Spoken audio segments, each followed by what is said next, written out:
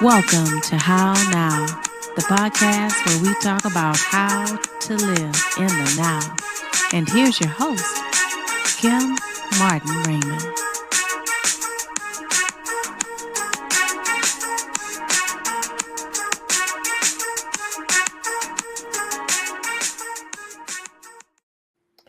Peace and blessings, love and light, and welcome to this edition of the How Now podcast, where we talk about how to live in the now.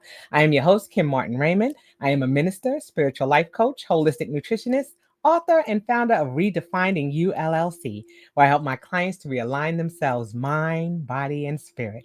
And this is also the home of the 365-day challenge. And if you've been following along, welcome, welcome. And if you are new to the show, welcome to the How Now podcast. You are now officially part of the How Now podcast family. So if you want to know more about what's going on in my now, go to my website, www.hownowpodcast.com. Pick your favorite podcast platform, and then be sure to like, follow, share, and subscribe. You can also scroll down to the bottom of the page on my website, and you can click on the banner for this week's show, and it will take you to the How Now YouTube channel, where you can follow, like, share, and subscribe there as well. Well, you can check out my playlist. I have my Tuesday, where I share a scripture verse each week. You can also find out about my show that I co-host called Redefining Authenticity with Sharonda Barksdale. And you can find out all other things, the 365-day challenge days that you may have missed, all things happening in my now. And again, that's www.hownowpodcast.com. All right, so let's get cracking on tonight's show, where we're going to be talking about a helping hand, addressing our behavioral health. One thing that we've been talking about, with 365-day challenges, we've been talking about preparing ourselves to respond as opposed to reacting to the things that are going on around us. Okay. And last year, what we were doing is we were putting things into our mental, physical, and spiritual toolboxes. And that's something that's important. We have to know that the same tools are not applicable for every situation that we're facing. So we want to make sure that we're putting things in each one of those, because they intersect at some point. And we want to make sure that we're building that. And part of the 365-day challenge is making wellness a habit. And that's what we're trying to do. We're trying to find things that we're doing that are going to become a natural way of our life, so that wellness is a habit.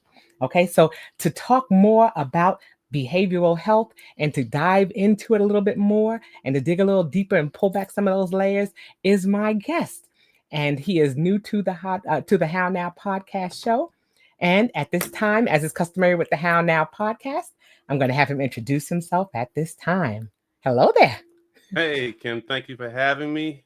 I'm glad to be here. For the audience, my name is Gamel DeWese. I am the founder and CEO of the Helping Hand Travels, LLC. We provide anger management and behavior modification services.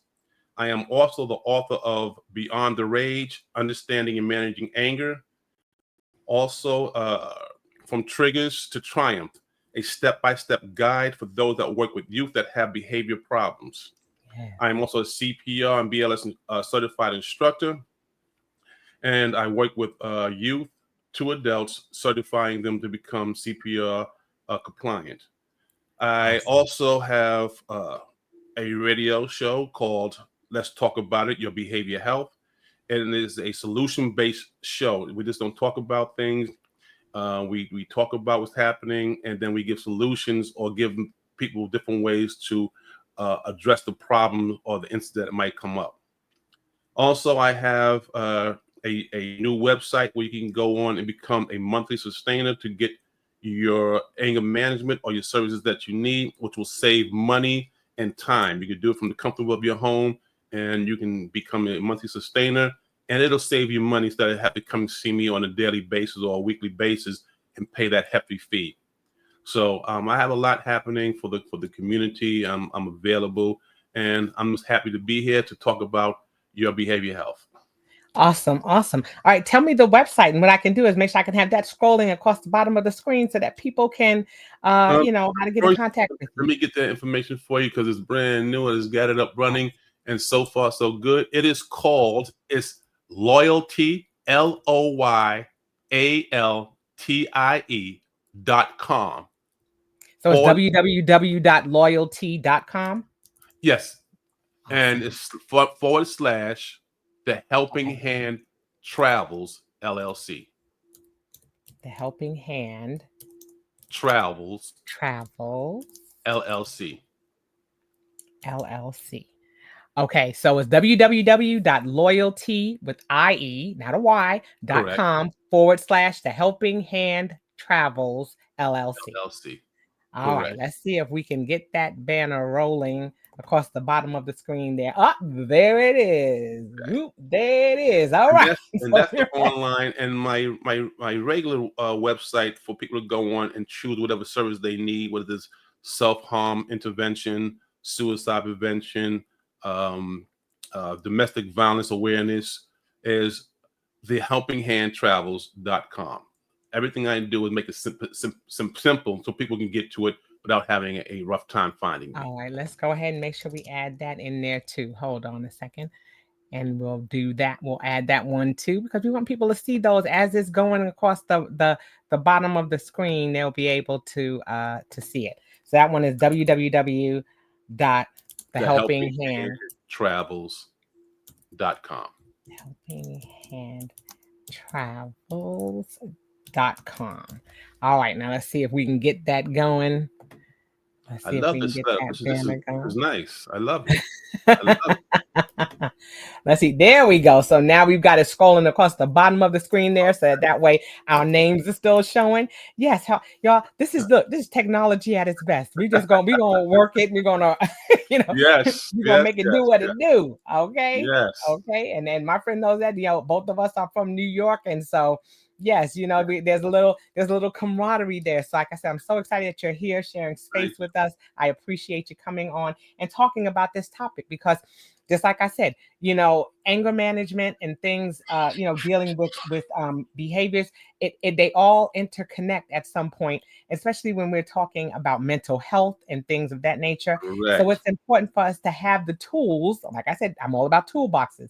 So it's wonderful to have the tools that we need, so that way we know, again, how to respond and not react to things that are going on around us. So I think sometimes we react out of ignorance, out of fear, out of anger, as opposed to responding. Mm-hmm. And that comes with wisdom and knowledge. And that's what this platform is for us to be able to talk about these things and give people the tools that they need, so that they know exactly what to do. So before we get into that, let's talk about how you got into this business. How did you get into, getting those certifications? Well, started from New York. I used to work at a group home called the Trios up in the Bronx, and this is years ago. And as I went through different phases of a counselor to working in different group homes and different situations like that, I've noticed that a lot of people and a lot of clinicians, a lot of social workers only dealt with the diagnosis. And they were not addressing with why they were angry, why they were mad. They were only saying, this is what it is, this is what we need to work on. And as I continue working my way through different places, the ADAP House in Connecticut, Kellogg House in Connecticut, and other organizations, I noticed that people were upset and angry and no one was dealing with it. And from my own experience coming out of New York, wanting to do things and people defecating on my dreams, I was that angry person. Yeah. And there was no one really there to help me. So as I started doing things and started getting certified in different things in the behavior health and mental health and anger management, I decided to just concentrate on anger management and behavior, because no one else was in my eyes. And that as I started working in different places and where I work at now, my suggestion to them was, we know what the diagnosis is. Let's work on the prognosis. And the prognosis is understanding their behavior, why they act like they act. So I just took it further, and I said, let me open up a company that's going to be able to have people come in and work on the behavior, not just the bipolar, not just the schizophrenia, but what is the behavior within that bipolar, that schizophrenia. And I want to learn more so I can teach more, so I can help people understand what it is when they're going through it, especially for the police officers. When people hold to their behavior and their psychosis, people don't know how to respond to it, like you said, not Mhm. react. Right. Most people are reacting to it and not responding. And it caused death, it caused problems, and it caused trauma to the people that saw what was going on. So again, I opened it up in New York. I closed it down, and they came down here from New York, and I opened it back up here because as I went around different places, I saw a lot of behavior that was Mm, not necessarily needed to be seen by the clinician. A yeah. clinician deals with the heavy lifting. We lift, the lighter stuff. We deal with the behavior and tell the clinician what's going on. So that's what prompted me to open up the helping hand. And I name it Yeah. the helping hand because that's what we do. We lend a helping hand to those that need it. We lend a helping hands to the clinicians that are burned out, stressed out. We lend a helping hand to the community that don't understand how to deal with these situations. We lend a helping hand to those that are going through trauma or depressed. So this is Right. why I came with the helping hand travels, because we travel. And as Right. it says, if you have a problem and you can't get to me, guess what? I'm coming to you. There I you go. don't want distance or money to be a reason why you can't get the treatment that you need. Yeah. So put it together. The helping hand travels, and that's what I've been doing since I've been down here. The company has Awesome. been in existence since 2019, but I really Nice. started getting things together, moving a little bit more on it in the past 2 or 3 years. Hmm. And and my methods and my way of doing things and the curriculums that I write are working for people. Yeah. It's because I come from the anger myself. I understand it and I understand when it hits. So that's where it derived from. Absolutely love that. I love the fact that you're saying that it's something that needed to be addressed, not just placing a band-aid over it. No, right, And I right. think about that, and I think about that in the medical field. Sometimes we see that we're just given a prescription for something. We're just given, just here, take this, and that's going to make the pain go away. But what is it that we need to do long term? What is Hmm. it that we need to do, like you said, to address the problem Hmm. and not just Mass, pacify it or right, or mask it or cover it and not really get to the root of the problem? Because then all we're doing is getting people dependent on that band-aid and not relying on a solution to the hmm, problem. And so I love that you're talking about that, working in tandem with others that can help and know that it's not a process that they have to do alone. That right, it takes a village. It right. takes a community to be able to come together and to make these things possible. So I And, appreciate and salute you just for that. it's a thing, and like you said, with the band-aid, when you can no longer afford the band-aid, what happens? Sooner or Right. later, either your insurance is not going to pay for that band-aid, or you can't afford to get that band-aid, and then the behavior comes out again. That's right. And so when the behavior comes out again, it's a little bit more worse, or something that nobody ever seen, and nobody knows how to deal with it or willing to deal with it. And these things take time. It doesn't uh, go away overnight, and it takes time, and it takes continuity with care to deal with these problems, these Yeah. issues, or these struggles.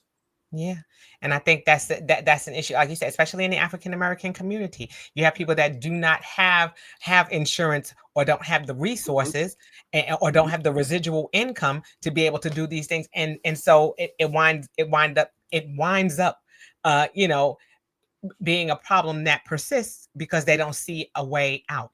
And Mhm. then like you said, those other things start to come in. You start getting anger again. You start getting depression because you don't know. You want to resolve the problem, but you don't know how.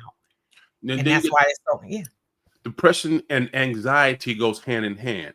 Mhm. And I think a lot of people don't realize it. When you're depressed, your anxiety goes peak high, because when you're depressed and you don't know what's happening, you feel down and low.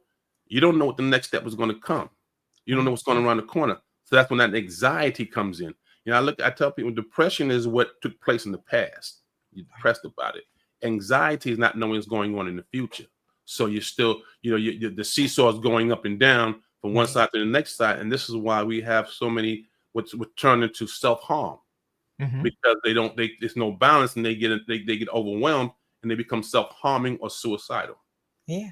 Your body shuts down. It goes into a situation where it's hurting the person so much, they just want the pain to stop. And the only way they know the pain can stop is either self-harming or this ending their lives. Yeah. And that's something that is real, and it's something that is prevalent. And especially in the climate and the community that we're in now, there are a lot of people that are suffering from both the anxiety and the depression. Yes. And we definitely have to be able to get our, to wrap our minds around what's happening, so that way we can start the healing process. Yes. And that's what happens. Once we identify what it is, and we know what it is, and we have the vocabulary, because sometimes that's important too. Sometimes we don't know what to call it. And in our, in our minds, even as human beings, we're always trying to categorize or put things in a box or find a place for it to be. And so when we don't know where it is, again, there comes that frustration and that anxiety again, because I know something is going on. I don't know what to call this.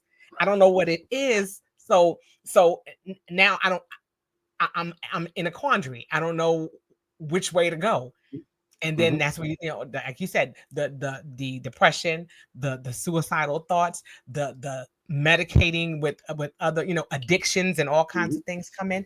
And it just turns into a big, a big spiral, a big vacuum that person can't even see their way out of. And so, like I said, it's so important to be able to verbalize and give light to the topic.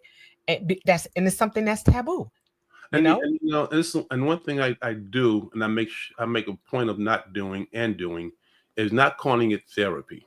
People, that stigma, and we try to get rid of that stigma of therapy. So I said we're going to have a conversation about what's going on. And I do that to make people feel comfortable. Because when you say therapy, I'm not crazy, I don't need that. Right. No, you're absolutely right. You're not. But guess what? It's okay not to be okay. So we want to have a conversation. And that's why I start off with that. And I also don't talk clinician, because a lot of people don't understand the meaning of the words.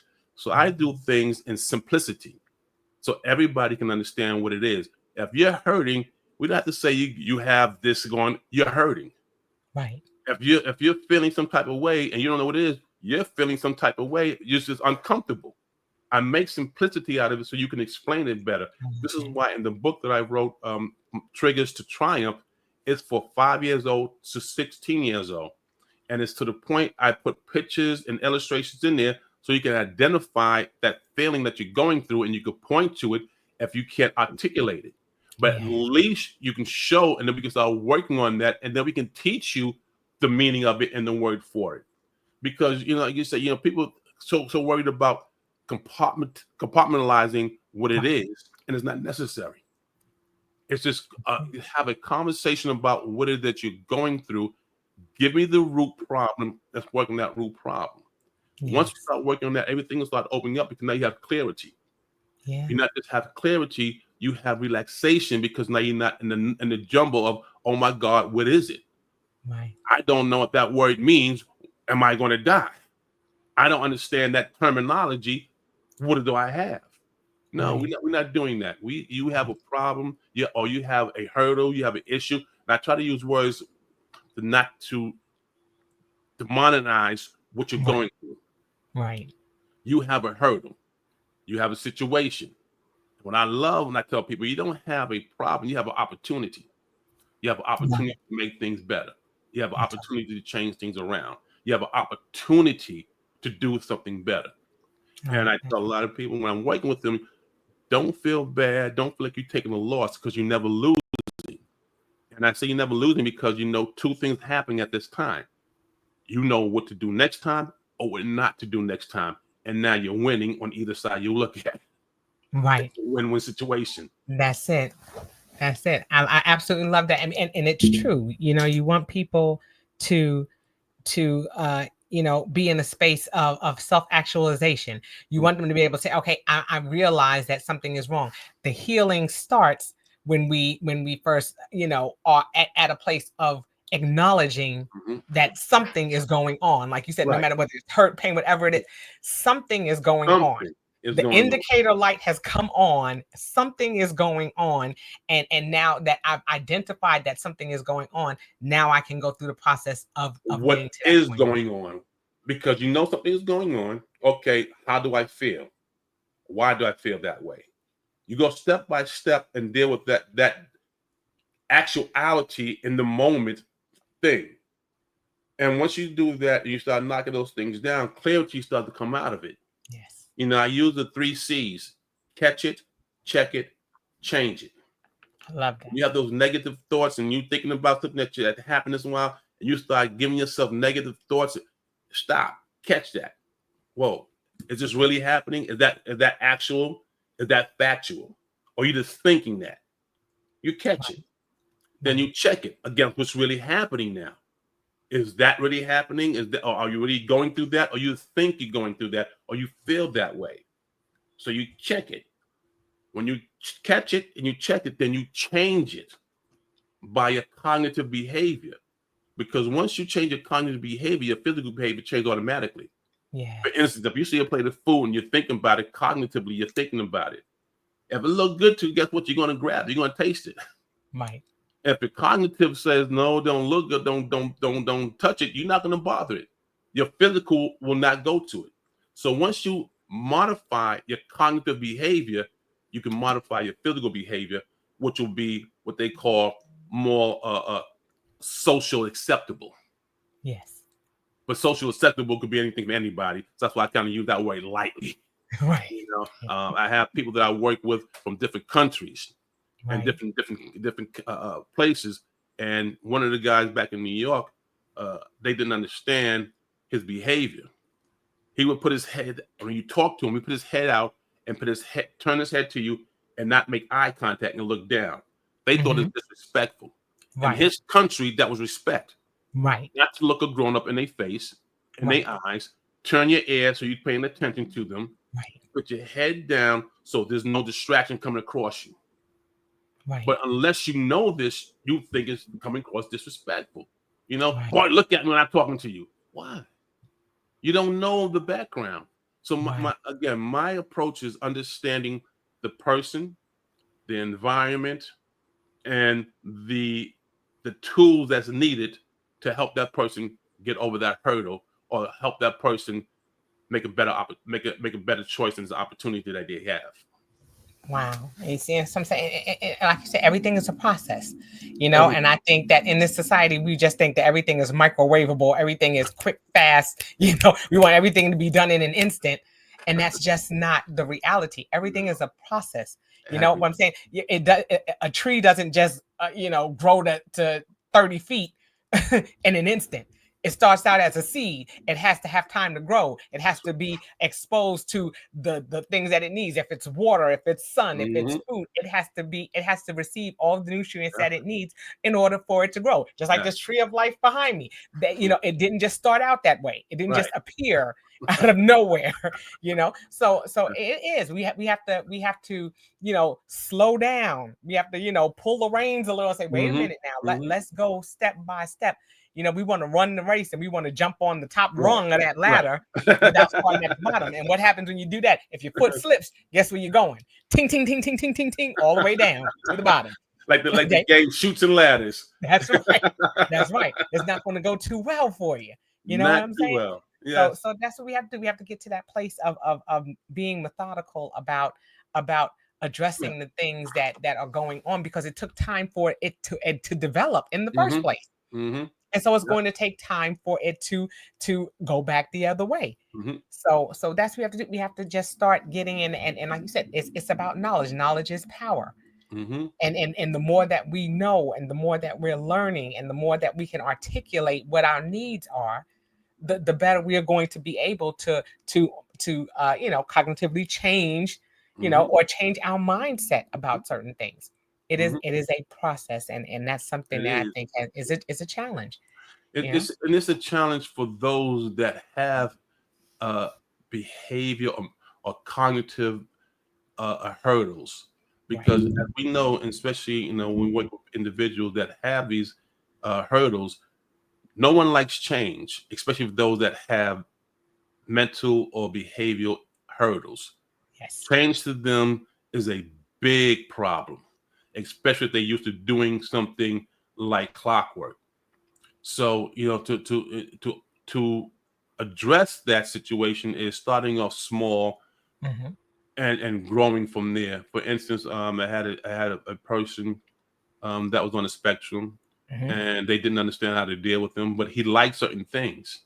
Right. I found out what he likes, and then I started using that as a guide to get him to come to where you need to come to. As Right. we say in this field, is shaping the mind. Right. And it takes time to shape the mind, especially with those that have a diagnosis of a situation. Yes. So I took the objects that they like, and every day that they did what was appropriate, that object got multiplied by one. Right. So by the end of the week, they had from one up to five, and it worked. And then they some of them like to eat, so the goal was to do X, Y, and Z without any kind of issues or incidents. And at the end of the week, you can get your favorite food. Some people Right. say it was bribing, but it wasn't bribing. It was teaching in a different way, in a different manner, Right. because everybody doesn't learn the same way. That's right. Everybody can't say, okay, I'm gonna sit down and be quiet until. Some people need help, and help is helping them, is giving them what they want automatically, and let them work to keep it, not Right. work to get it. Because most Right. people, when they try to work to get it, it depresses them because they don't get it that fast. Like you said, they Right. want a microwave. Bop, bop, Right. bop, bop, bop. Right. So give them my operation was give them what they want. That problem's out the way. You got it. Now let's work to keep it. Right. So All right. now the actual work is on them, because if they really want it, they're going to work to keep it. That's right. They're going to do their best to understand and follow the rules and regulations that were asked of them to do. And I say asked because nobody likes to be told to do anything. I don't care who it is. Punishment does not work. Punishment only brings the worst out of a person, no matter how nice they are. Right. So you're coaching, you're suggesting, and you're guiding through the tools that you use from what they like, from Right. what they're used to, and you'll Right. have a better result and a faster turnover from the negative or maladaptive behavior to a more social acceptable behavior. Absolutely. I absolutely love that because I have a background. My background is in special education. I was a paraprofessional for Okay. several years, and I was a director for children that had severe disabilities and Mm-hmm. things of that nature. And Mm-hmm. so, yeah, I'm familiar with that. And it is so important that you work in tandem with someone who is a professional in that field or understands that process. Mm-hmm. Especially like you said, if someone is on the spectrum and they're having to have that person to respond based on things like you said that they like or things that they respond to. Mm-hmm. So it's important to do that, but it's also important to teach that person that has to be with them on a daily basis Mm-hmm. those essential tools as Yes. well. So it's Yes. not just the person who No. No. knows the tool. It's never good for them to share that, and then I mean not to share that, and then what happens is that's the only person that person responds to, and they don't know how to respond to anybody else because they're Anybody. going to have to step out of that door in the community. Sooner They're or not later. always going to be tethered to you, and that's something Exactly. that I learned. Exactly. Being a para and working in the Yeah. school system, you had children that would become attached to one person because that That's was it. the only person who took the time to understand them, and they didn't share that information, or wasn't, or the person that was the primary Mm-hmm. caregiver for that Mm-hmm. person didn't have So that. when you leave, that behavior comes more accept. When you leave, that behavior comes out quicker because Right. you're the only one that knows. This is why when I work with my youngsters and people in general, one of my requirements are, if it's a child, the mother, the parent, the guardian must be involved. Yes. If they have siblings, at a certain point down the road, they must be involved. Yeah. If that person has a best friend that they talk to, that person must be involved, because now you have a support team that's going to be able to deal with that behavior when it arises and know how to respond, not react. Correct. So, and I tell people, responding and reacting are two different things. If somebody throws some water in your face and you grab your face, that's a reaction. You know, if you respond like, oh, you take your time and go at it. For fighting, for boxing, when they're in that ring, they're responding to hits. They're responding to punches. You see most people get knocked out because they react when they get hit. They start swinging back real quick. All the training goes out the window. Right. So reaction and responding is two different things. And I work on people responding to a opportunity, not reacting. And now those that have the mental health issues or hurdles, it takes a little bit more time because, again, they don't like change too much. So you have to get past that part to get to the part where they understand that it's okay of what they're doing, but they can do better. Right. I absolutely love that. I mean, you know, that's the thing. Again, it goes back to processes. It goes back to how we go about being methodical about these things, and how we realize that it's not just one person, that individual. It takes, like I was saying earlier, it takes a whole village. It takes a team of people. It takes several toolboxes, because there's no one hard and fast way to do things. There isn't. You know, we may have similar experiences, but there's always going to be one or two little variables, something that's just a little different, that changes how that person responds or reacts to that situation. Some people may be involved with somebody who was a drug abuser. For somebody, it may be, that's zero tolerance for me. I'm walking away from this. The other person may be like, no, I need to work with this person. I want to walk with this person. I want to help them to be able to get through this. And so there's a difference. You both were confronted with somebody who had an addiction, and you responded or reacted to it differently. And so it's so important to make sure that, okay, that we're not the person that's triggering that person. Right. Because, you know, they always say, when you start pointing at somebody, the other three fingers are pointing back at you. Pointing back at you. So what is your role in this? You know, take your responsibility. There you go. Responsibility of what's going on, and recognize. Yeah. You have to understand yourself. And you know, it's for me when I'm working with guys, and that's especially with people with SUDS, you know, substance abuse disorder. It takes time and understanding, and let them vent. And I used to be a trainer, safety care trainer for behavior health. And one thing we say is give them the wait strategy, not ignore them, give them the wait strategy. When they going through their behavior and they screaming with not, you know, just pay attention to what's going on in the environment. Make sure they're not hurting themselves or trying to hurt nobody else. And this is the wait, give them the wait strategy. The minute the behavior decrease and they come and ask you a question, the first thing out of your mouth should be, thank you for rejoining us again. How can I assist you? Not, hey, stop. That doesn't work. It doesn't work. Wait till they de-escalate. They come down and they manageable, and you say, "Thank you for rejoining us. I appreciate it." Give it the positive part of it. You know, thank you for rejoining. Thanks for rejoining, and then work with them. Even if they need to do something that you think is urgent, it's not urgent to that person. So work with what you got. If they de-escalate, came to you, you winning already because they came back to you. That's so right. You're already winning, and work with that.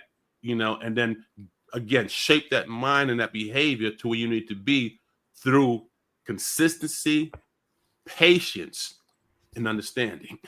I love that. Like I said, you said the key word. I was going that way too. I was riding the train with you on that one, my brother. Yes, the whole thing of it, consistency. That is crucial. You know, I train childcare providers and administrators, and that's one thing that we talk about. You have to be consistent. Consistency is key. You can't be yes today and no tomorrow, and maybe because you're leaving the door open for somebody to reach in there and either pull it all the way up, kick it out, or do it like that. Or don't say you have an open door policy, but you got your foot on the door.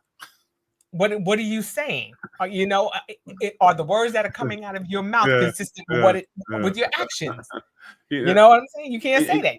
Again, to you go can't back say what you you. say about the thing, I yield with the young guys and about with the hand.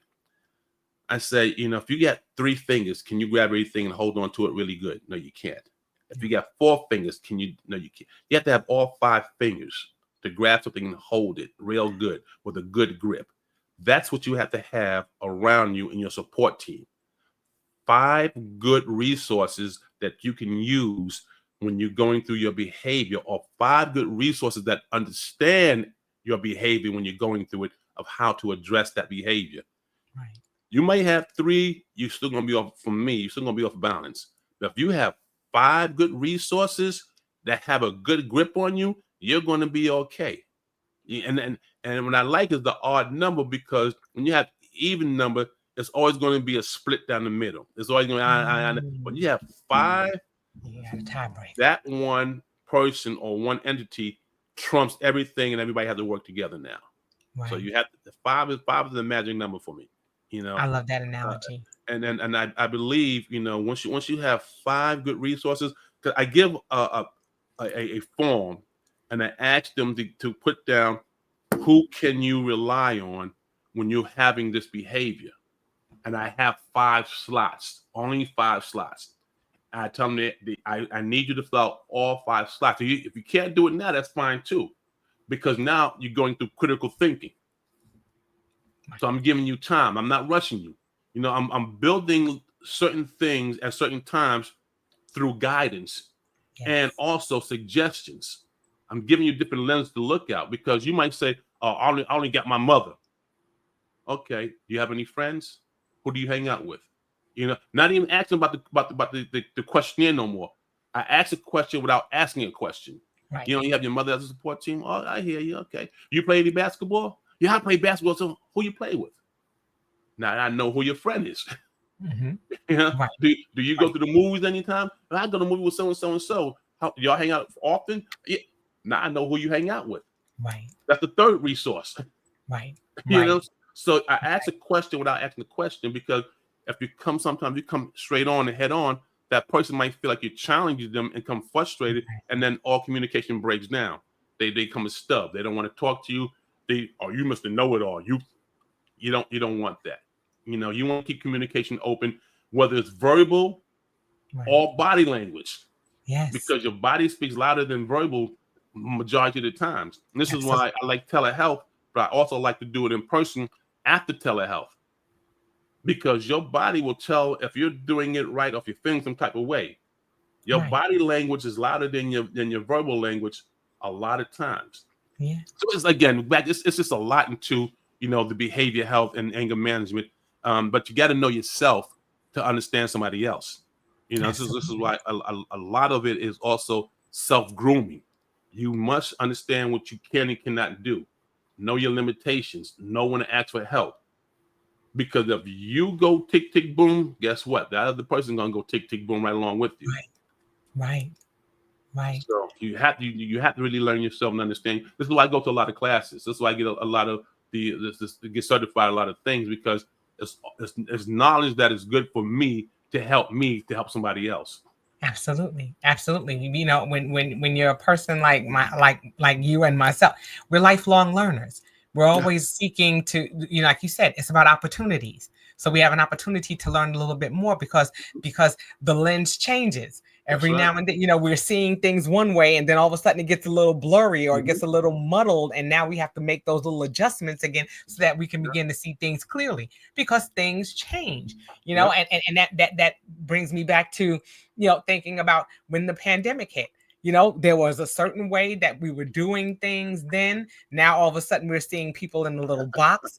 Just like you were talking about that body language, we're not seeing that you tapping your foot or your legs shaking. We're not seeing you doing things with your fingers, or all we can see is what's in this little box here. Box. And so that changes the dynamic of how we treat and do people. I like that in person too, because I like that vibe. I need to get that energy off of that person. I can feel the room when I'm in the room. Yes. At yes. this We are point, full of energy. Yeah. We are energy. We are You know, energetic beings. this is nothing but a shell around an energy that is contained inside of it. So, like you said, you walk into a room and you know somebody talking about you. You know if if that room ain't right, and you need to come up out that room just by walking into it and feeling that vibe. Right. And So, yes, like you said, it has changed the dynamic of how we do things. And so, how have you seen that change in your business? I mean, now that we're back outside, yes, you know, praise the Lord, we're back outside. But what changes have you seen? You know, as a result of some of those things, or has it not changed? Has it had an effect or not? Well, it hasn't had for me. It hasn't had an effect or change because again, I travel to them, whether the pandemic or not. I'm still going to you because I want to see. You know, Right. I'm curious. I'm a curious creature. You know, so I need to be satisfied through my own understanding. That's somebody telling me, "Hey, I'm good." You told me that, but I'm looking at you like, no, your pants is on backwards. Your shoes are dirty. You know, you haven't shaved in a long time. You smell bad. And you tell me you're okay. I don't know. I don't think so. I don't come at them hard that way, but I start, chipping down of, well, when was the last time you went, or did you do X, Y, and Z? Again, ask a question without asking a question. So it hasn't changed for me. And I haven't seen a big change from the people that I assist, that I help, because I've always been in the trenches. I've always been, in the street, and even though, like you said back then, it was you had to be in the house. I was hard headed. I'm knocking on the door, dude. And some certain people was like backdraft. You go, I go. God done. Let's go. Okay. Okay. He was like, I got my mask. Look, I'm going in. Let's go. What's the problem? So people try to use that as you can't come see me now because, man, listen, my thing is Allah got me. Alhamdulillah. I'm gonna be okay.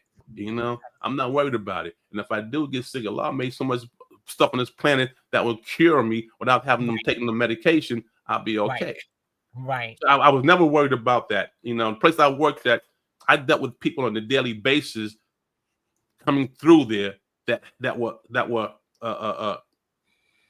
infected by this, and I never got infected. I never for 2 years, 3 years, and I was one-on-one with everybody, and I never, God, like I said, I believe in God. I believe in God. I don't believe in people. I believe in God. I trust in God and believe in, and I was always okay. So I was never worried about going to somebody's house and saying, "Oh my God, I might get sick. I can't touch this." Man, sit down. What's going on? Sit down. Let me sit next to you. Sit down. And I think that's what brought me closer with a lot of people was I was not afraid or timid to do certain things. Yeah. And they saw that in me, and they knew like the energy was real. Right. The energy wasn't he just come in because he need to do. I was coming to see if you was okay. Right. What can I do to make things better? Right. How can I help you make things better?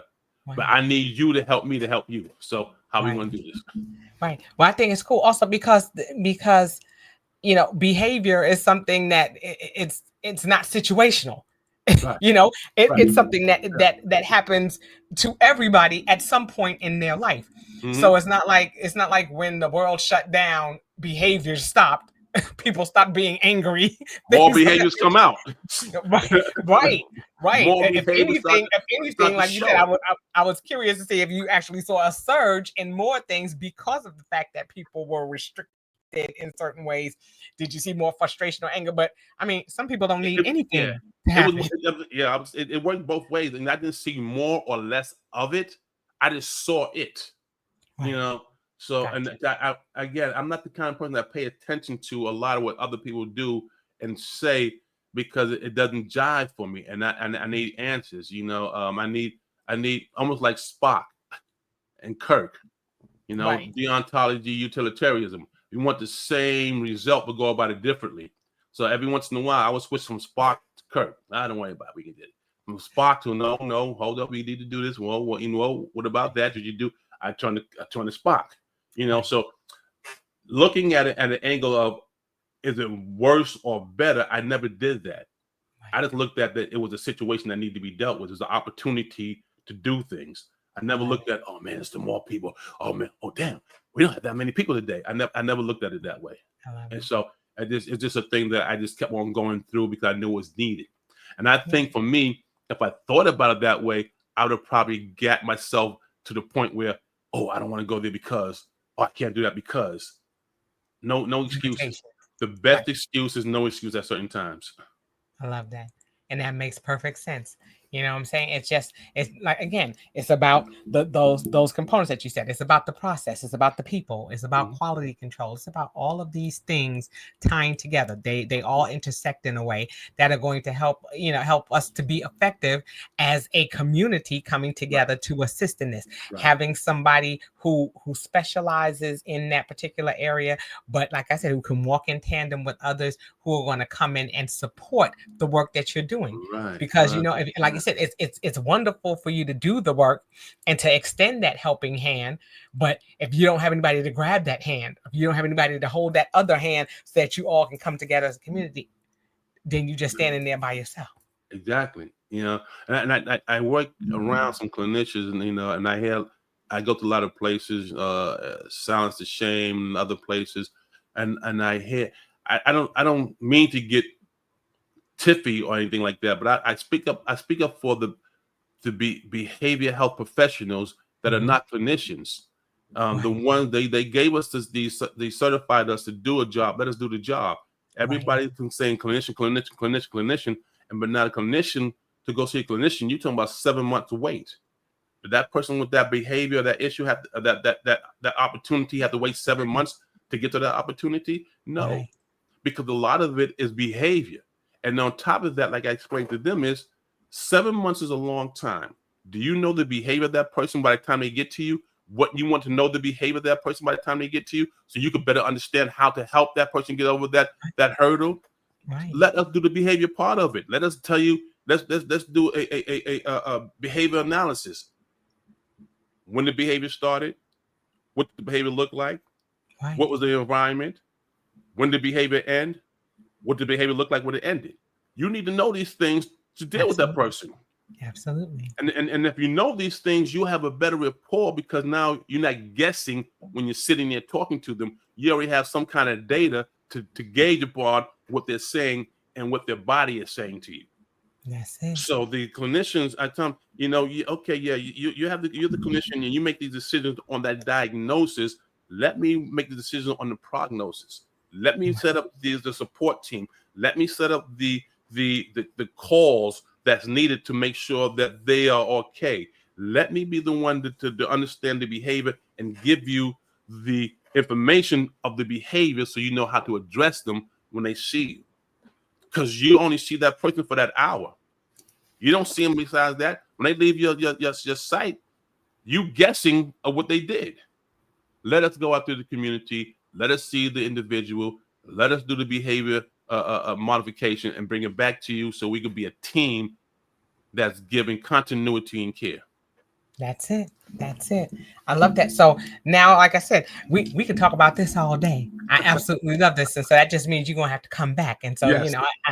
Once you're a How Now podcast guest, you become part of the family. You always have a seat at the table. So what I want to do before we wrap things up is to, again, make sure that people see how they can get in contact with you.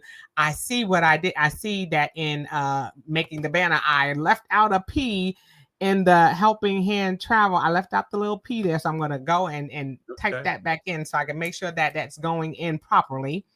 Okay. Let me go back and save that. I was like, oh no, it's not correct. So I want to go ahead and make sure that I have that done. And then, hold on, let me save that and put that back out there so that people have an opportunity to see that. There we go. Now the P is in there for the helpinghandtravels.com. Okay. So, if you are interested in finding out more about Gamel, I want to make sure I say it right. Go to his website if you want to find out about his products and services, www.thehelpinghandtravels.com, or you can go to www.loyalty.com, The Helping Hand Travels LLC. Okay, those are ways that you can get in contact with him. That will be on the website when when the show airs, and so you'll be able to get in contact with them and find out more about what's going on in his now. Okay, so before we wrap things up, as I do with all of my guests, talk to us about what you're doing in your now to cope in this current climate that we're in. How are you creating your peaceful existence? I'm kind of a backwards person. I think when it comes to people understanding me, my peace is helping people. I'm at peace when I help somebody else get a smile on their face. I'm at Yes. peace when I get somebody through a rough spell and they don't know how to get out of it. It makes my day just by seeing that person go, damn, thank you, I'm happy. Me sitting down for a long period of time, I get bored and my body starts hurting. I got to get up and do something.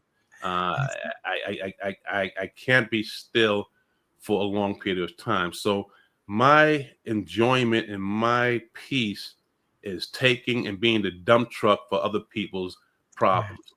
Yes. Dump it into my truck. I'll take it and dump them somewhere else because I know where to dump it to without being stressed, without being torn down. And that's what helps me get through a day sometimes. Okay, and this is crazy. This is not crazy. This is a little unorthodox because I would sometimes sit there and say, I didn't call so and so today. Are they okay? Yeah. And then I would go to it, and then I get things to do. At least I touched that person, and I found that this would need to get done. So I start setting up the process for the next time I speak to them. So getting through like is helping others, and I'm learning to slow down now because of health reasons. I'm going through some things for myself, so I'm learning to slow it down. But still, as the helping hand says, my hand is still out there. So if you need assistance, put your hand out. My hand's already out there. Just put your hand out. Grab my hand. Awesome. So it's Awesome. it's hard for me to stop. That's all right. It was like you said, that therein lies your happiness.